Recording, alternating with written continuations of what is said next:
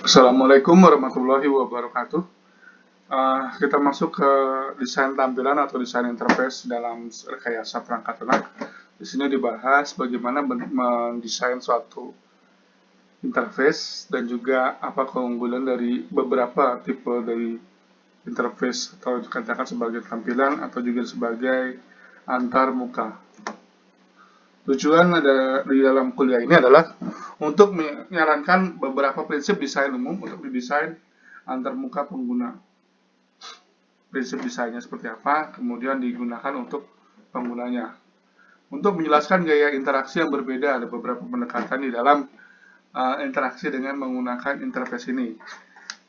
Untuk memperkenalkan gaya presentasi informasi, di sini juga disajikan style-style atau gaya di mana bentuk-bentuk dari bagaimana kita menyajikan informasi yang kita inginkan. Dan juga untuk menjelaskan dukungan pengguna yang harus terintegrasi dengan antarmuka pengguna.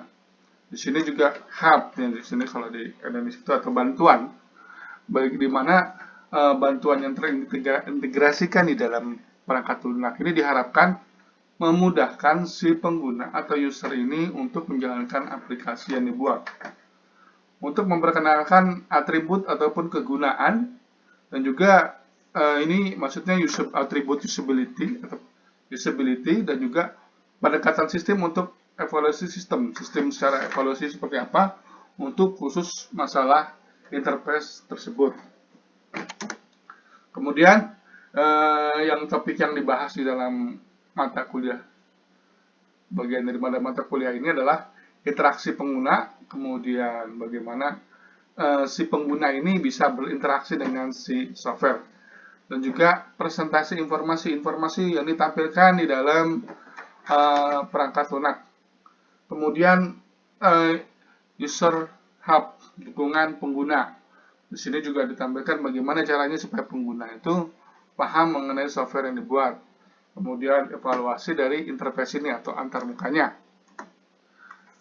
Interface atau tampilan pengguna ini ataupun antar muka pengguna sistem sering menilai suatu sistem berdasarkan tampilan daripada fungsinya.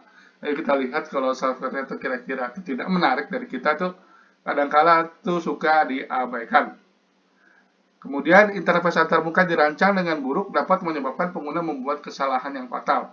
Tentunya maksudnya biasanya pensimpanan file itu dengan logo tertentu ternyata dia rubah dengan fungsi yang untuk load. Itu dikatakan sebagai perancangan yang buruk, yang biasanya icon-icon yang biasanya digunakan untuk yang secara detail untuk fungsi tertentu ternyata kita rubah. Nah, itu dikatakan sebagai desain yang buruk. Desain antar muka ini pengguna yang buruk adalah alasan mengapa begitu banyak sistem perangkat lunak tidak pernah digunakan. Jadinya orang sulit karena desainnya buruk, jadi orang sulit untuk menggunakan software tersebut sehingga si pengguna itu malas untuk menggunakan. Nah, ini ada antar muka pengguna grafik atau menggunakan gambar. Sebagian besar penggunaan sistem bisnis berinteraksi dengan sistem ini melalui antar muka grafis. Jadi gambarnya itu grafik seperti kenaikan harga dolar, harga saham, dan lain sebagainya. Walaupun dalam beberapa kasus antar muka berbasis teks lama masih digunakan. Ya, seperti detik.com itu kan masih basisnya teks itu tampilannya, walaupun banyak tampilan grafisnya, tapi ya tetap pendekatan teks seperti running text, tampilan penjelasan tentang sesuatu kita masih menggunakan teks ataupun tulisan. Kemudian di sini ada karakteristik GUI, graphic user interface. Di sini di dalam karakteristiknya ada Windows. Windows ini mengacu jendela, sistem secara keseluruhan itu sebagai jendela. Memungkinkan informasi yang berbeda ditampilkan secara bersamaan di layar pengguna. Dari Windows tersebut terdiri dari icon, menu, painting, grafik, gambar, tulisan, dan lain sebagainya. Itu dari karakteristik Windows. Ada lagi icon. Icon ini berbagai jenis informasi beberapa sistem. Icon mewakili file, pada yang lain icon mewakili proses. Jadi icon itu mengacu ke file, umpamanya file gambar, file teks, dan lain sebagainya. Ataupun mewakili proses untuk proses menyimpan, proses meload, dan lain sebagainya. Menu di sini di dalam setiap aplikasi GUI yang umumnya seperti aplikasi PowerPoint yang digunakan, dia memilih perintah dipilih dari menu daripada diketik dalam bahasa pemerintah. Dulu kita di Microsoft Word ya masih menggunakan Ctrl KB, Ctrl KBS, KF dan lain sebagainya. Tapi sekarang kita cukup dengan melakukan mengklik dengan menu. Pointing, perangkat penunjuk seperti mouse digunakan untuk memilih pilihan. Pilih dari menu atau menunjukkan item yang menarik di Windows. Pointing juga kadang-kala bisa digunakan untuk fungsi memperbesar dan lain sebagainya. Grafik atau gambar. Elemen grafis dapat dicampur dengan teks yang sama. Ini ada gambar grafiknya dan juga ada gambar teksnya untuk menunjukkan keterangan. Kemudian keuntungan GUI adalah mudah dipelajari dan digunakan. Pengguna tanpa pengalaman dapat belajar menggunakan sistem dengan cepat. Itu harapannya dengan menggunakan GUI. Tapi ingat, di dalam pendesainannya itu harus sesuai dengan aturan yang ada. Artinya menu save harus sama dengan icon yang ada. Menu load, menu copy, dan lain sebagainya harus ada.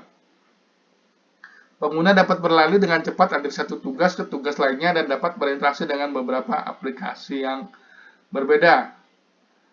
Tapi informasi tetap terlihat di layar sendiri ketika perhatian dialihkan.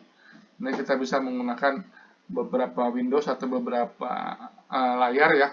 Bisa terlihat jendela sendiri ketika kita mengetik menggunakan Microsoft PowerPoint, kita lakukan membuat presentasi, kemudian ditambahkan lagi kita tambahkan YouTube, bisa saling melihat, bisa lihat ya, PowerPoint, lihat YouTube atau lihat web browser. Dan lagi interaksi layar penuh yang cepat dimulihkan dengan akses langsung ke mana saja di layar. Jadi kalau contoh kita main game gitu ya, kita bisa langsung pointing ke enemy kita dengan mengarahkan mouse. Ini keuntungan GUI ya, ataupun kita mengedit gambar di dalam Adobe Photoshop, kita langsung mengacu kepada titik-titik tertentu yang ingin kita rubah ataupun kita hilangkan. Kemudian desain yang sekarang itu berpusat dengan pengguna atau user oriented design. Membuat para insinyur berperangkat peka terhadap masalah-masalah utama yang mendasari desain alih-alih implementasi antarmuka pengguna. Jadi harus ada dasarnya tentang desain, peletakan tata letak yang menarik seperti apa, kemudahan user seperti apa, kemudian desain itu apakah mengganggu, menumpuk gitu ya dengan user yang lain sebagainya. Desain yang berpusat pada pengguna adalah pendekatan untuk desain user interface UI, di mana kebutuhan pengguna sangat penting dan di mana pengguna terlibat dalam proses desain. Di sini diharapkan tuh di pengguna ini juga terlibat sehingga dia bisa ikut membantu di dalam mendesain suatu sistem software. Desain user interface, desain user UI ini selalu melibatkan pengembangan antarmuka prototype. Tadinya antarmuka dibikin sementara dulu UI-nya, user interface seperti apa. Nah, itu dijalankan pelan-pelan sampai selesai. Nah, ini proses desain antarmuka atau tampilan. Kita menganalisa dan memahami aktivitas user yang diinginkan apa. Kemudian kita menghasilkan desain prototype berdasarkan gambar dituangkan ke dalam kertas atau laporan. Dari sini kita mendesain prototype. Desain prototype, kita evaluasi desain dengan end usernya, kemudian yang ini akan membentuk prototype lagi. Terus berulang sampai selesai. Desain di prototype, produce dynamic design di sini. Evaluate design with end user, di sini ada dua kali. Yang pertama, ini yang kedua.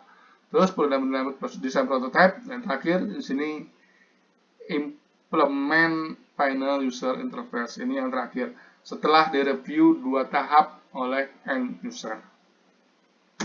Nah, ini proses desain antarmuka pengguna adalah desain user interface atau UI. Ini harus mempertimbangkan kebutuhan, pengalaman, dan kemampuan pengguna sistem. Tadinya contoh aplikasi Gojek tentu saja itu jauh lebih mudah jika kita menggunakan aplikasi katakanlah menggunakan WhatsApp gitu ya, mesti kita klik-klik dan lain sebagainya, memasukkan user dan lain sebagainya. Karena memang kebutuhan dan pengalaman kemampuan pengguna itu berbeda. Kalau Facebook mudah kita bikin aplikasinya, tapi bagaimana kalau kita membuat sistem untuk uh, login ke dalam software akuntansi gitu ya, di suatu institusi itu ya tidak ya sesuai dengan akuntannya, kemampuannya, pengalamannya, bagaimana dia berinteraksi dengan pengetahuannya tentang akuntansi. Berbeda dengan Gojek gitu. Gojek semua orang harus bisa berkomunikasi karena itu buat semua orang. Desainer harus menyadari keterbatasan fisik dan mental orang, misalnya ingatan jangka pendek dan terbatas, dan harus menyadari bahwa orang membuat kesalahan. Jadi orang salah, biasanya tuh kalau kita mau transfer file itu harus ada konfirmasi terlebih dahulu. Dikhawatirkan sebelum ditekan konfirmasi tersebut salah mengirim ke nomor rekening orang lain yang bukan tujuannya. Prinsip dari desain user interface adalah mendasari desain interface atau antarmuka meskipun tidak semua prinsip berlaku untuk semua desain. Nah, secara prinsipnya tuh ya kadang-kala ya desain untuk yang orang yang semua orang artinya tuh dari buat anak kecil sampai dewasa itu berbeda. Desain dengan untuk kebutuhan khusus, contohnya untuk desain untuk dokter, desain untuk ahli akuntansi, desain untuk seorang trader, marketing, dan lain sebagainya tentu saja berbeda. Nah, prinsip desain dari antarmuka adalah ini yang pertama itu kemudahan pengguna. Antarmuka harus menggunakan istilah dan konsep yang diambil dari pengalaman orang-orang yang akan menggunakan sebagian besar sistem. Kita bikin aplikasi, contohnya ya untuk jadwal sholat saja. Jadwal sholat pasti kan hanya untuk orang muslim. Kemudian ditentukan jadwalnya berdasarkan jam. Ada lagi aplikasi dengan untuk Halodoc. Halodoc itu ya interaksi tentu saja dengan yang paham mengenai gejala penyakit, kemudian keluhannya ditulis dan lain sebagainya. Dan dia berbeda interface-nya dengan aplikasi yang untuk dokter. Dokter saja tentu saja harus menyimpan rekod pasiennya. Apakah pasien tersebut sudah pernah berkonsultasi dan lain sebagainya. Yang kedua, konsistensi. Yang tampilan itu atau termuka harus konsisten dalam hal dimanapun mungkin operasi yang sebanding harus diaktifkan dengan cara yang sama. Jadinya kalau saya contoh gitu ya, Anda membuka Microsoft Word, Anda membuka WPS ataupun membuka aplikasi word processing yang lainnya, lambang untuk menyimpan itu ikonnya sama. Untuk open file itu sama. Nah, itu dikatakan sebagai konsistensi walaupun berbeda vendor, berbeda nama aplikasi, dan juga berbeda tampilan secara ada beberapanya sih mirip tampilannya. Anda silakan membandingkan antara WPS, Quick Office, Microsoft Office, kemudian dulu namanya Word Office dan lain sebagainya. Ada sedikit hal baru. Pengguna tidak boleh terkejut dengan perilaku sistem. Jadinya kalau hal-hal yang baru itu jangan terlalu dipaksakan. Tiba-tiba ingin kita aplikasi katakanlah spreadsheet kita memasukkan icon baru yaitu spoofing. Artinya kita men-scan informasi yang ada di jaringan. Itu tidak digunakan dan juga merupakan hal baru di dalam spreadsheet, tapi itu ya tidak dibutuhkan dan lagi itu hal baru tersebut malah membingungkan oleh si pengguna. Is it recoverable atau dapat dipulihkan? Antarmuka harus mencakup mekanisme yang membolehkan pengguna untuk pulih dari kesalahan. Contohnya, yang kalau kita membuka Microsoft Word, kadang-kadang tiba-tiba mati lampu. Nah, pada saat kita menyalakan lagi komputernya, setelah listriknya menyala, nah, itu muncul pesan, ini terakhir yang dikerjakan kita. Padahal kita belum melakukan save sama sekali. Nah, itu adalah file recovery-nya. Itu dikatakan sebagai untuk pulih dari kesalahan. Ataupun kita salah, lupa meng-close tapi tidak melakukan penyimpanan. Oh, ternyata penyimpanannya masih belum. Itu bisa di-recover. Ada lagi yang terpenting adalah panduan pengguna. Antarmuka harus memberikan umpan balik yang bermakna ketika terjadi kesalahan dan menyediakan fasilitas bantuan pengguna yang peka konteks. Contohnya kita salah memasukkan file, kita menggunakan mengandung karakter tertentu yang tidak diperbolehkan di dalam penamaan file, langsung diberikan informasi error, harus menggunakan file yang alfanumerik, menggunakan abjad. Nah, itu saja, tidak menerima file karakter X, karakter 1, karakter 2, dan seterusnya. Itu dikatakan sebagai panduan pengguna. Keberagaman pengguna.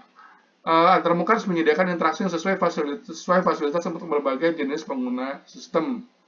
Jadinya diharapkan software itu siapa saja yang menggunakan, tingkat pendidikannya apa, dan lain sebagainya. Contoh, aplikasi untuk Telegram atau WhatsApp itu sama, hanya boleh digunakan oleh semua orang. Katakanlah boleh digunakan oleh yang 17 tahun ke atas gitu ya, di Facebook gitu ya. Kalau di WhatsApp itu juga sama. Dia tidak menjembatani bagaimana caranya. Dia sebelumnya kan sebelum ada WhatsApp itu ada aplikasi namanya BlackBerry. Sebelum BlackBerry ada namanya RC, chat online. Chat, lalu bagaimana si pengguna itu tidak terlalu terkejut, penggunanya itu karena sudah paham dengan menggunakan chat online. Nah, ini bisa familiar dengan menggunakan WhatsApp. Kemudian prinsip desain adalah kemudahan pengguna.